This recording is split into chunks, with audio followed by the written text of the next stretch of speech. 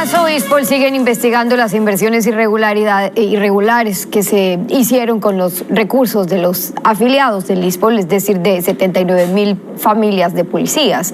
La semana pasada allanaron 2 empresas por el delito de falsedad de información en el sistema de mercado de valores. También 7 personas fueron detenidas en Guayaquil, todas tuvieron vínculos con instituciones del mercado de valores. Hoy nos acompaña el coronel Renato González, director general del ISPOL. Bienvenido a Contacto Directo. Buenos días, Stephanie. Por su intermedio, un saludo cordial a toda la teleaudiencia. Buenos días también. Cuando el exdirector del ISPOL renunció, dijo que no tenía respuestas de las investigaciones, que renunciaba de hecho porque no avanzaban o a paso muy lento. Y ahora con estos allanamientos, por ejemplo, y de la información que usted bien conoce, ¿en qué se avanza? Bueno, nosotros tenemos que reconocer el rol que ha desempeñado la Fiscalía General del Estado y sobre todo su titular, la doctora Diana Salazar, y representantes de este servicio de justicia como el doctor Iván Navarrete y el doctor César Suárez, quienes a lo largo de estos meses han realizado las investigaciones que han permitido el desenlace de lo que ahora conocemos como avances significativos. Sin embargo, hay mucho más por hacer. Recordemos que hay 12 investigaciones nacionales y una de carácter internacional. De las 12 investigaciones nacionales, solo 3 ya están en la etapa procesal de investigación, de instrucción fiscal. Usted es miembro de la policía, ha sido subdirector de inteligencia, jefe de operaciones de la policía en Manta. ¿Cómo se explica que ISPOL no haya tenido un expediente completo de cada negocio fiduciario, de con quién, de cómo, en qué condiciones invertía? Fácilmente, porque lo que existía es un gobierno corporativo debilitado, además de la complicidad de actores internos claramente identificados, los cuales se confabularon con todos estos actores externos. Por eso es que nosotros, al referirnos al tema ISPOL, hablamos de un caso claro de crimen organizado político, económico, transnacional, donde inclusive los organismos de control mantuvieron una actitud sumamente laxa y hasta cómplice, y que en el determinado tiempo se deberá establecer todas estas responsabilidades institucionales y personales. Organismos de control y además superintendencia de compañías, porque varias de las sesiones de los derechos fiduciarios no estaban inscritos, incluso allí mismo en la superintendencia de compañías ni siquiera tenían las garantías. Y entonces, ¿qué pasaba ahí? No solo eso, la semana anterior se sorprendían en Guayaquil por el desenlace de las investigaciones. Para nosotros no era ninguna sorpresa. El rol que desempeñó el DCVAL, el rol que desempeñó la Bolsa de Valores de Guayaquil, la Superintendencia de Compañías, Valores y Seguros, la Superintendencia de Bancos, el mismo Banco Central, el Ministerio de Economía y Finanzas, todas estas instancias tienen que responder en un momento determinado por todas estas serie de medidas muy débiles que aplicaron y que han permitido llegar a este terrible desenlace para la seguridad social policial. En lo económico, usted dice delitos económicos, transnacionales, delitos políticos. ¿A quién le correspondía, y ya en lo político también, vigilar esos manejos? Y si son exdirectores del ISPOL los que han sido detenidos, además, ¿quién nombró a los miembros al interior del ISPOL que facilitaron estas inversiones en su momento? ¿Quién era el ministro de Gobierno, de Interior a cargo de la policía en esa época? Todo eso tendrá que investigarse. Lo que pasa es que recuerde usted que hace meses hablábamos y discutíamos si existía o no existía atraco. Por lo menos ahora ya no queda duda. Pero ¿cuál es el inconveniente? Normalmente se trató de restringir a una esfera de que era un caso aislado del ISPOL. Las investigaciones han permitido determinar que no se trató de algo aislado en el ISPOL, sino más bien de una estructura completamente coordinada en la cual están ya involucrados fondos dineros del Fondo de Cesantía del Magisterio, del propio BIES, de Aseguradora del Sur, de Seguro Sucre. Es decir, toda esta estructura que funcionó por varios años era conocido en el mercado de valores. Los actores del mercado conocen cuáles son los chicos buenos y los chicos malos. Lastimosamente, para el caso del ISPOL están en juego aproximadamente 950 millones de dólares. En el mercado de valores, dice usted, conocen quiénes son los chicos buenos, quiénes son los chicos malos, pero también quiénes en el gobierno. Se sabe quiénes eran las autoridades en ese momento. Ahí no hay mayor cosa que investigar. Lo que pasa es que ver si es que hay responsabilidades o no, si conocían o no. Es de pensarse que también quienes estaban a cargo del ISPOL, de los nombramientos, se enteraron con la noticia de lo que estaba ocurriendo y recién hace poco, el año pasado. No, pues por el contrario, hay que identificar los momentos. Nosotros hemos podido determinar que del 2013 al 2019 se dieron toda esta serie de operaciones irregulares.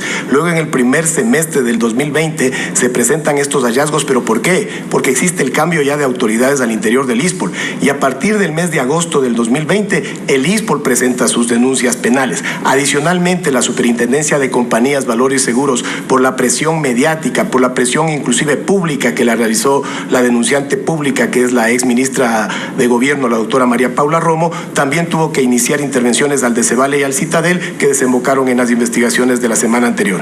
Se calculaba que las operaciones irregulares del ISPOL bordeaban los 800 millones. Usted dice ahora que superan los 900 millones. De eso, que se pueda recuperar o que se ha recuperado unos 5 millones, pero ¿cuánto estiman que esté perdido o que se podría recuperar en la práctica? Nosotros consideramos que será un amplio porcentaje de ese valor lo que se pueda recuperar, pero con un factor fundamental: apoyo político. Y cuando nosotros hablamos de apoyo político no nos referimos únicamente al apoyo que podamos captar del Ejecutivo, sino de toda la clase política nacional. Es el momento de que el tema ISPOL sirva inclusive para una reestructuración del mercado de valores. Es el momento oportuno para crear un Consejo Nacional de Valores, para dejar ese sinsentido de tener dos bolsas de valores que compiten por la laxitud. Es el momento determinado también de poner en ejecución lo que determina las convenciones contra la corrupción, la Convención de Mérida, de hablar de un sistema nacional anticorrupción, es decir, adoptar toda una serie de medidas que nos permitan como país enfrentarnos a un futuro más promisorio. Y esas propuestas, dependiendo también del Ejecutivo, ¿se les han hecho llegar al Ejecutivo? ¿En qué se están encaminando? Bueno, nosotros no somos los adecuados para hacer esas propuestas. Nosotros lo que tenemos que velar, sobre todo, además de estar pendientes del desarrollo de la parte judicial de los casos del ISPOL, es tener una prioridad clara: recuperar estos valores. Dentro de esa recuperación, volvemos a hacer un llamado frontal, decidido, respetuoso, pero firme. Por favor, al Banco Central: congelen los 265 millones de dólares que tienen aún en el DCB, en la subcuenta a nombre de Citibank Nascunco y bajo el control de Pichincha Casa de Valores, porque esos 265 millones de dólares están constituyendo el subyacente de los GDNs que los tiene las empresas del señor Jorge Chérez, pero que legítimamente le pertenecen a la Seguridad Social Policial. Eso sería un espaldarazo para la Seguridad Social Policial: recuperar en las próximas semanas esos 265 millones más los 21 millones que tiene retenidos unilateralmente el Citibank en Nueva York. Eso hablando de las recuperaciones, habían propuesto, o más bien habían recibido propuestas de pagos, eran como 14 hasta hace un tiempo, y ahora, ¿qué pasó? ¿Y en qué quedaron, por ejemplo, esas negociaciones con el propio representante de estas firmas panameñas que en su momento había pedido este convenio de cierre de operación, la swap de activos? Con esa transacción swap, por cierto, el ISPOL invirtió unos 300 millones ahí finalmente, pero ¿en qué quedó? Bueno, nosotros con el señor Chérez estamos en un proceso de mediación en la Procuraduría General del Estado, cuyos detalles, por las razones mismas de la mediación, no pueden ser divulgados, pero nosotros hemos concurrido a esa instancia para que quede claro que nuestra actitud es la actitud de solucionar. Adicionalmente, en el tramo de los fideicomisos, que suman 69 millones y que existían contratos con 38 empresas, muchos de ellos contratos que no cumplieron las formalidades de un fideicomiso, hemos recibido propuestas de aproximadamente 20 empresas. Lo que pasa es que estas propuestas no es que se las presente y automáticamente se las acepta. Tienen que ser sometidos a un proceso interno, ahora sí como corresponde, para que existan las garantías reales y efectivas y en procura de recuperar estos valores. ¿Y eso por qué? Porque tienen 20 propuestas, pero les pueden decir les pagamos y hasta ahí está bien, pero luego es cómo les van a pagar y qué es lo que van a tener que aceptar como forma de pago. Precisamente, lo que pasa es que estas figuras de los fideicomisos que fueron observadas en mayo del 2018 por la Superintendencia de Bancos, señalando que más se asemejaban a préstamos a empresas de terceros que a figuras de inversión, muchas de ellas no cumplieron las formalidades de ni siquiera estar inscritas, llegaron solamente a escritura pública. Todo eso es lo que ahora nos toca ir subsanando, garantizarnos y efectivamente recibir aquellos planes de pago que sean serios y que nos permitan recuperar los valores de la Seguridad Social Policial policial. Coronel, usted nos confirma que hay 12 investigaciones abiertas en Fiscalía por este caso, por el mal uso de los fondos del ISPOL. Se presentaron también 5 denuncias penales en su momento para que empiecen estas investigaciones.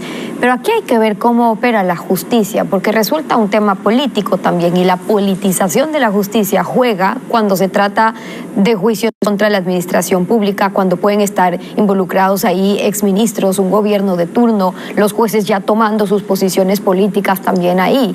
¿Qué esperan de eso?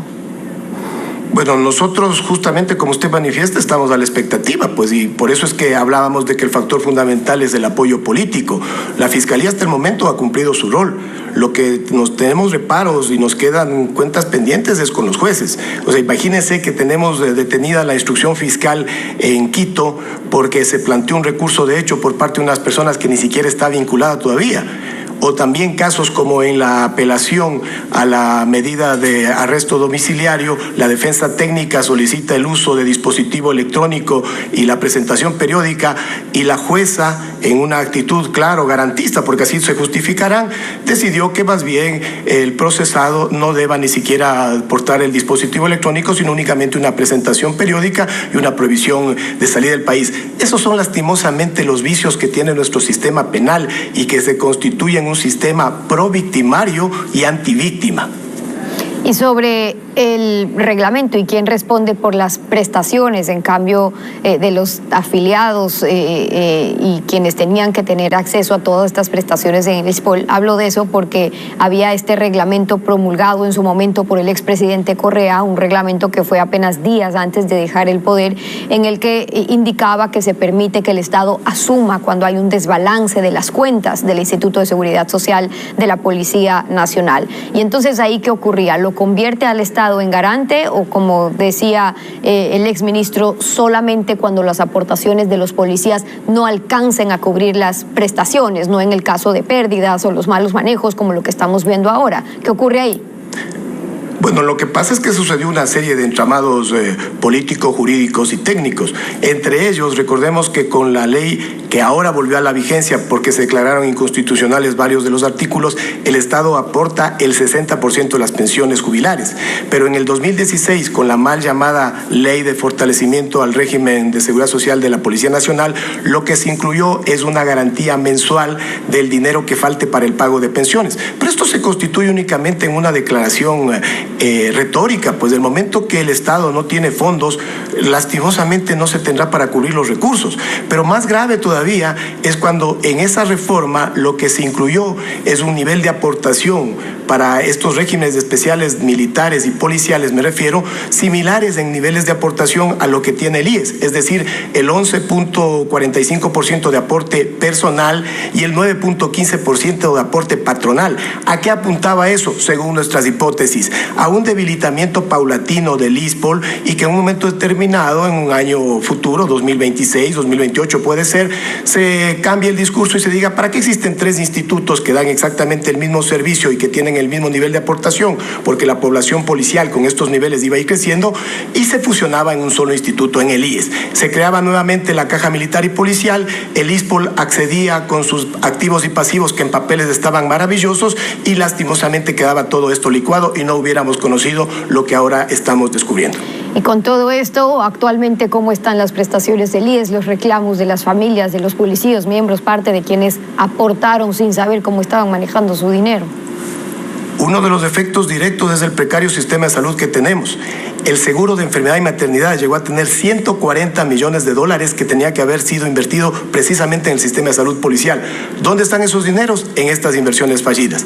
Esa es una de las deudas pendientes que tenemos. Pero además también contamos con liquidez para el pago de pensiones para el mes de junio y haciendo un esfuerzo para el mes de julio.